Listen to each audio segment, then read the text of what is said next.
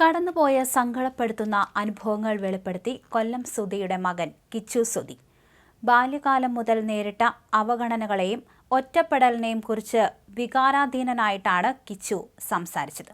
കിച്ചുവിൻ്റെ വാക്കുകൾ ഇങ്ങനെയായിരുന്നു: ഞാനൊരു ഇൻട്രോവേർട്ടാണ്, അധികം അങ്ങനെ സംസാരിക്കാനൊന്നും അറിയില്ല. ഈ വീഡിയോ പുറത്തു വരുന്നതോടെ എന്തൊക്കെ സംഭവിക്കുമെന്ന് അറിയില്ല. എൻ്റെ ജീവിത കഥയാണ് പറയുന്നത്. 2004 ഞാൻ ജനിച്ചത്.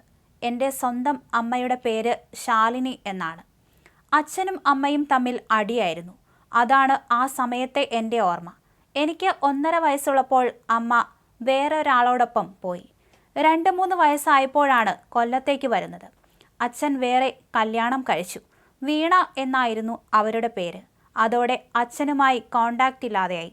അവരുടെ വീട്ടിലായിരുന്നു. പക്ഷേ അവിടെയും പ്രശ്നങ്ങളായിരുന്നു. ഇപ്പോൾ കാണുന്ന അമ്മയില്ലേ, രേണു സുധി, ആ അമ്മയെ ആദ്യമായി കാണുന്നത് ഒരു വീഡിയോ കോളിലാണ്. ആ സമയത്ത് അമ്മയുമായി നല്ല കമ്പനിയായി. ആ സമയത്ത് സൂപ്പറായിരുന്നു. ഒരു ദിവസം അച്ഛൻ എൻ്റെ അടുത്ത് വന്ന് ചോദിച്ചു, ഞാൻ കല്യാണം കഴിക്കട്ടെ, എന്താ അഭിപ്രായമെന്ന്. അച്ഛന് ഇഷ്ടമാണോ എന്നാണ് ഞാൻ ചോദിച്ചത്. ഇതിനിടെ വീണയുമായി ഡിവോഴ്സ് ആയിരുന്നു. ആദ്യം അച്ഛനും രേണു അമ്മയും ഞാനും കൊല്ലത്തായിരുന്നു. അവിടെ ചില വഴക്കുണ്ടായപ്പോൾ കോട്ടയത്തേക്ക് പോയി. ആദ്യം ഭയങ്കര ഫ്രീഡമായിരുന്നു. പതിയെ എല്ലാവരുടെയും സ്വഭാവത്തിൽ എന്തൊക്കെയോ മാറ്റം വന്നു. ഞാൻ ഒരു കമ്പ്യൂട്ടർ വാങ്ങി അതിൽ ഗെയിം കളിച്ച് ഒരു റൂമിനകത്ത് ഇരിക്കും. അച്ഛൻ മാത്രം എൻ്റെ റൂമിൽ കയറി വരും, ഭക്ഷണം തരും. ഇടയ്ക്ക് റിതപ്പൻ വരും. അച്ഛന് നോ പറയാൻ അറിയില്ലായിരുന്നു. രേണു അമ്മയുടെ അച്ഛൻ, അമ്മ, ചേച്ചി, അളിയൻ, അവരുടെ മക്കൾ, ഇവരുടെയൊക്കെ ചെലവ് നോക്കിയിരുന്നത് അച്ഛനായിരുന്നു. അച്ഛനല്ലാതെ മറ്റാരും എന്നോട് മിണ്ടാറില്ലായിരുന്നു. കമ്പ്യൂട്ടർ വിറ്റുകഴിഞ്ഞ് ഞാനൊരു വണ്ടിയെടുത്തു. പിന്നെ കൂട്ടുകാരെയൊക്കെ കാണാൻ പോയി തുടങ്ങി. ഇടയ്ക്ക് ചില ദുശീലങ്ങളൊക്കെ തുടങ്ങി. ഒന്നിനും അടിമപ്പെട്ടൊന്നുമില്ല. അത് ഞാൻ മാറ്റിയെടുത്തു. പക്ഷേ അത് വെച്ചാണ് പലരും എന്നെ ഇപ്പോഴും കാണുന്നത്.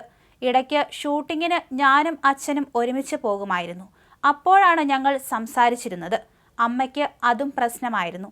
എന്തോ ആർക്കും എന്നെ ഇഷ്ടമല്ലായിരുന്നു. എന്തൊക്കെ വിഷമങ്ങൾ ഉണ്ടായാലും എനിക്ക് വിളിക്കാൻ അച്ഛൻ എന്നൊരാൾ ഉണ്ടായിരുന്നു. ഒരു ദിവസം അച്ഛൻ എന്നെ വിളിച്ചു പറഞ്ഞു, 4 മണിയാകുമ്പോൾ എന്നെ വിളിക്കാൻ വരണം, ഞാൻ ചങ്ങനാശ്ശേരി ഉണ്ടാകുമെന്ന്. വെളുപ്പിനെ അമ്മയാണ് വിളിച്ചുണർത്തിയത്. അച്ഛന് എന്തോ പറ്റിയെന്ന് പറഞ്ഞു.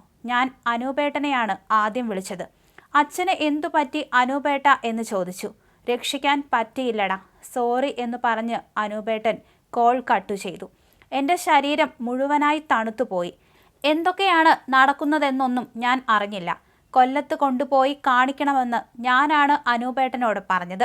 ഒന്നിനോടും പ്രതികരിക്കാൻ പറ്റാത്ത അവസ്ഥ എനിക്ക് അപ്പോൾ തുടങ്ങിയതാണ്. എല്ലാത്തിനോടും പേടിയായിരുന്നു. ഒരു ദിവസം രാത്രി കൊല്ലത്തെ വല്യമ്മ വിളിച്ചപ്പോൾ ഞാൻ റബ്ബർ തോട്ടത്തിൽ ജോലി ചെയ്യുകയാണ്. അതുകണ്ട് വല്യമ്മയ്ക്ക് വിഷമമായി. നീ കൊല്ലത്ത് വന്ന് നിൽക്കാൻ വല്യമ്മയാണ് പറഞ്ഞത്. കൊല്ലത്ത് എനിക്ക് 3 കൂട്ടുകാരുണ്ട്. മഞ്ഞുമൽ ബോയ്സിലേതുപോലെ ഒരു കൈ തന്ന് എന്നെ പൊക്കിയെടുത്തത് അവരാണ്. കൊല്ലത്ത് വന്നതോടെ നല്ല കാര്യങ്ങൾ സംഭവിച്ചു. എനിക്ക് നല്ല കൂട്ടുകാരെ കിട്ടി. ഇവരാണ് എന്നെ കൊണ്ടുപോകുന്നത്. എല്ലാത്തിൽ നിന്നും മാറാൻ പറ്റി. ആളുകളോട് സംസാരിക്കാൻ തുടങ്ങി. ജീവിതം തന്നെ മാറി. ഇതാണ് എൻ്റെ ജീവിതകഥ. കൊല്ലത്ത് നല്ല സന്തോഷത്തോടെ ജീവിക്കുന്നു. അമ്മയും അങ്ങനെ പോകുന്നു. അമ്മ അമ്മയുടെ കാര്യത്തിന് വിളിക്കും. ആ ഒരു കണക്ഷൻ ഇല്ല ഞങ്ങൾ തമ്മിൽ. ഇനിയും കുറേ കാര്യങ്ങൾ പറയാതെ വിട്ടിട്ടുണ്ട്. ഓർമ്മ വന്ന കാര്യങ്ങൾ പറഞ്ഞു. ഇപ്പോൾ ഇതൊക്കെ തുറന്നു പറയാൻ കുറച്ച് കാരണങ്ങളുണ്ട്. എൻ്റെ കൂട്ടുകാരുടെ അമ്മയെപ്പോലും ഫേസ് ചെയ്യാൻ പറ്റാത്ത ഒരവസ്ഥയായി പോയി. എല്ലാവരും എന്നെ അങ്ങനെ ഒരു രീതിയിൽ കാണുന്നു. അതുകൊണ്ടാണ് ഇതെല്ലാം തുറന്നു പറഞ്ഞത്. ഇത്രയും അനുഭവിച്ചല്ലോ, ഇത്രയും കാര്യങ്ങളൊക്കെ പഠിച്ചില്ലേ, ഇനിയും ഒറ്റയ്ക്ക് തന്നെ നേരിട്ട് മുന്നോട്ട് പോകും.